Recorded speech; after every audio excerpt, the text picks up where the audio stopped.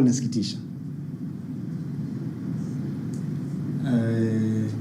Dereka, umeeleweka, umezungumzia vizuri kuhusiana na ugaidi pamoja na mambo ya wanaharakati.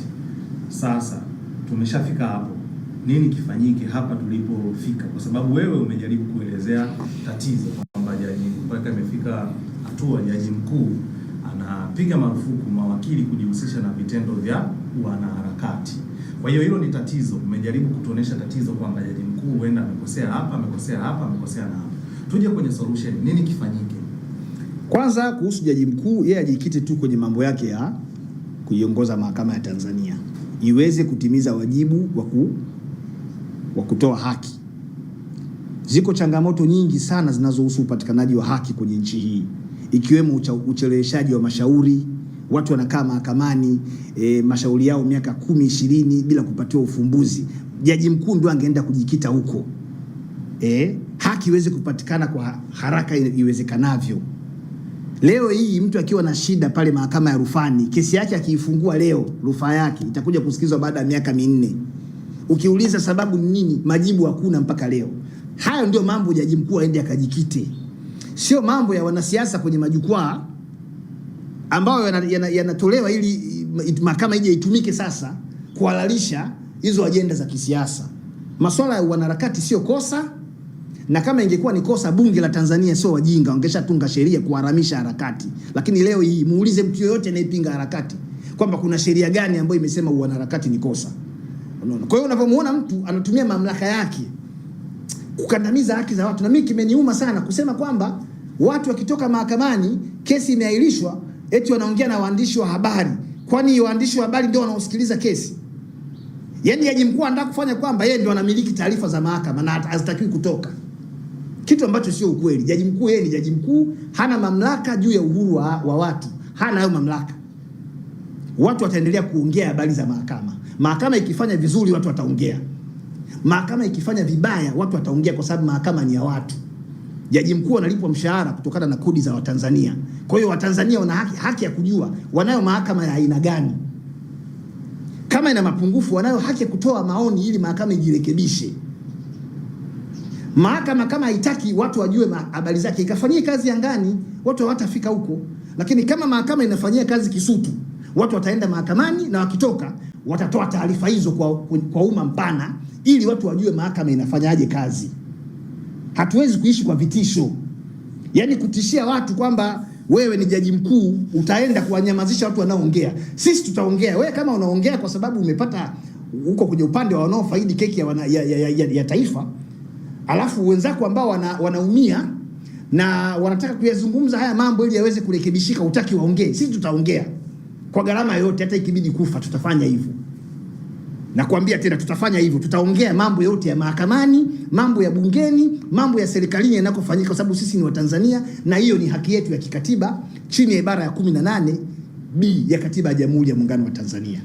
Changamoto ziko ni nyingi mno. Kule kuna mrundikano wa watu kule magereza. Jaji mkuu azungumzie hayo. Zanzibar wenzetu wameshavuka level ya kuwa na makosa yasiyokuwa na dhamana. Zanzibar makosa yote yana dhamana, na Zanzibar ni sehemu ya Jamhuri ya Muungano wa Tanzania. Jaji mkuu akafanyia kazi hizo changamoto. Mahakimu wana mishahara midogo mno, wanafanya kazi kwenye mazingira magumu. Jaji mkuu ajikite kuhakikisha kwamba serikali inaboresha maslahi ya mahakimu. Yaani huo ndio wajibu wa jaji mkuu. Hizi harakati atuachie sisi. Vinginevyo mahakama na majukwaa ya kisiasa havitakuwa na utofauti. Aende akajikite kule. Hivi kwa nini watu wanabambikiziwa kesi? Kwa nini ajikite hivyo? Kuna sheria zimetungwa ni za kikoloni. Jaji mkuu amesema eti ana uwezo wa kutunga sheria ya kuwawajibisha mawakili. Jaji mkuu ana uwezo wa kutunga sheria. Kwa mujibu wa ibara ya 64, bunge ndio lenye mamlaka ya kutunga sheria. Lakini labda anasema hivyo anajisahau kwa kuwa aliwahi kuwa mwanasheria mkuu wa serikali ambaye ndio alikuwa na wajibu wa kupeleka miswada ya kutunga sheria bungeni. Sasa hivi ameshakuwa yeye ni jaji mkuu, hana mamlaka ya kutunga sheria ya nchi hii. Mamlaka alionao ni mamlaka ya kikanuni, kutunga kanuni. Na hayo mamlaka ili yatekeleze ni lazima kwa kuna sheria iliyotungwa na bunge ndio inampa yeye mamlaka hayo ya kutunga kanuni. Lakini kusema tu kwamba atainuka atatunga sheria, kikatiba chombo chenye mamlaka ya kutunga sheria ni bunge.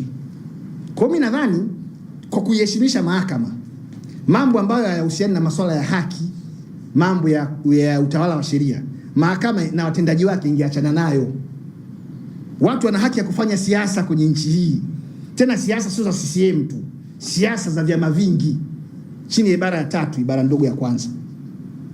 Sasa jaji mkuu tutafika mahala na tutashindwa kumtofautisha ni jaji mkuu au ni mwanasiasa au ni mwanaharakati. Atuachie ya mambo mengine sisi tufanye ya kiharakati tunayofanya sisi. Mambo ya kisheria kutoa haki tunamwachia yeye, ndio mkuu wa muhimili huo. Na huo muhimili namna unavyofanya kazi lazima usemwe. Watu wanamsema Mungu bana, sembuse mahakama rafiki yangu. Mungu wanamsema Mungu bana, Mungu mbona mambo umeacha yatokee? Alafu leo mtu anakuambia usizungumzie mambo ya mahakama. Madereka swali la mwisho. Usiku wa kuamkia leo tumeona wenzetu wa Commonwealth wametoa ultimatum kwa serikali ya Tanzania kuhusiana na kesi ya Tundu Lissu, kwamba ndani ya siku 30 wao wameshafanya majadiliano hizo kumwachia na wafungwa wengine wa kisiasa. Jambo hili wakosoaji wa hii taarifa ya Commonwealth wamesema inaingilia uhuru wa sovereignty ya nchi, kwa sababu hili jambo liko mahakamani na halijafika mwisho, na kila siku serikali iko ikisisitiza hilo kwa jambo liko mahakamani haiwezi kuingilia, huku matamko ya jumuiya za kimataifa kuiangusha serikali ya Tanzania inaiweka bila kuathiri ukweli kwamba Tanzania ni nchi huru. Lakini uhuru wa Tanzania kama nchi hauwezi ukaachwa tu pale ambapo itaonekana katika macho ya jumuiya ya kimataifa kwamba kuna ukandamizaji wa haki za watu. Na hili linathibitishwa na mfano mdogo tu. Marwa, wewe si una mtoto? Si unaye mtoto wako? Sasa wewe mchukue yule mtoto mchinje. Alafu sema hivi, huyu ni mwanangu bwana. Ni mambo yetu. Sisi wenyewe ndani tutamaliza, uone kama serikali itakuachia. Mtoto ni wako, ulimzaa wewe mwenyewe, ulimgaramia mwenyewe na kila kitu. Sasa mchinje tuone kama serikali itakukubalia kwamba hili jambo langu, huyu ni mwanangu kwanza, nyewe wahusu. Ni mambo yangu, mimi ni mtu huru. Huyu huru kwenye masuala ambayo ni universal. Masuala ya uhuru wa watu, masuala ya haki za watu hayafungwi na hicho kinachoitwa sovereignty ya nchi. Ni nchi huru kweli, na inabaki kuwa huru pale ambako inafanya mambo ambayo yanaheshimu haki za watu. Sasa swala la Tundu Lissu sio Commonwealth tu peke yake. Mtu yeyote mwenye akili timamu, hata humu ndani wamezungumza watu wengi sana swala la Lissu. Swala la kwamba iko mahakamani, si kuna mahakama, hivyo ni visingizio tu kuhalalisha kile ambacho anafanyiwa Lissu. Mimi mwenyewe nishapewa kesi za uongo, kubambikizia kesi za uongo kabisa. Anaacha mimi tu. Nimekuambia hivi, Rais Samia alipoingia madarakani, hatua ya kwanza ambayo alikutana nayo ni kuhakikisha polisi wanafuta kesi za kubambika 1840 hadharani, ipo kwenye rekodi, lakini zilikuwa ziko mahakamani. Kwa hiyo mahakama haiwezi kutumika kama kichaka kukandamiza haki za watu afu ukataka wewe watu wa kuheshimu huko huru. Utaheshimika huko huru pale tu ambapo itaonekana katika sheria zako za ndani, lakini hata sheria zako sheria za kimataifa zinaona namna ambavyo wewe unaheshimu sheria na haki za watu. Kinyume na hapo watu watakuingilia tu, kwa sababu wewe kama ni mtu huru, basi kwa nini usikae peke yako ndani ukajifungia? Kwa nini unaenda kuomba misaada huko nje, unaenda kuomba mikopo, unaenda kufanyaje? Kwa swala la Lissu ni aibu kwa taifa. Swala la kesi ya Tundu Lissu ni aibu kwa taifa, kwa sababu mimi binafsi naamini kisheria hakunaga uhaini wa mtu mmoja. Na ili kuthibitisha hilo, kesi ya uhaini mara ya mwisho kwenye nchi hii ni mwaka 1982. Akina Luteni Eugene Maganga, akina Hat Magi, akina Hans Pop ndio walifanya uhaini mwaka 1982. Jaribio lile likadhibitiwa na vyombo vile. Tangu wakati huo kulikuwa hakuna uhaini.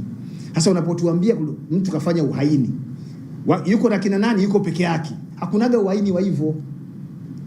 Kwa hiyo Lissu tunajua ni siasa. It is a political motivated case. Kwa kisingizio cha mahakama, iko mahakamani. Kwa hiyo mimi naona Commonwealth, kwa sababu sisi ni sehemu ya Commonwealth, wako sahihi kutoa tamko lile kwa serikali. Kama tutaki ile tamko, tujiondoe kwenye Commonwealth. Na ziko nchi nyingi tu. Na kama hujui labda maana ya Commonwealth nini, ni nchi zote ambazo ziliwahi kuwa chini ya utawala wa Mwingereza, na Mwingereza mwenyewe ndio ameanzisha huo umoja wao. Lakini ziko nchi ambazo ziliamua zenyewe zitaki hao mashirikiano.